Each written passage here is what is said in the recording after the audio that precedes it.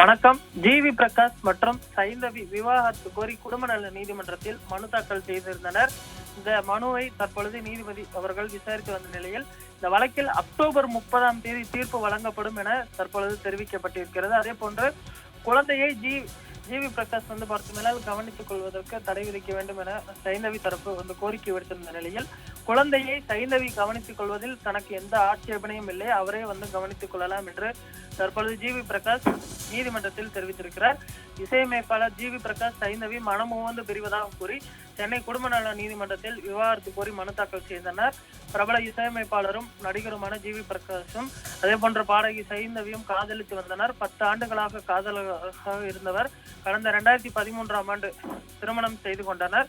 இந்த நிலையில் கடந்த 2024ஆம் ஆண்டு விவாகரத்தை அறிவித்தார்கள். இந்த நிலையில் இசையமைப்பாளரும் சைந்தவி அவர்களும் இருவரும் பரஸ்பரம் பிரிவதாக விவாகரத்து கோரி சென்னை குடும்ப நல நீதிமன்றத்தில் மனு தாக்கல் செய்தனர். அவர்கள் சார்பில் வழக்கறிஞர்கள் நர்மதா சம்பத் ஆஜராகி மனு தாக்கல் செய்தார்.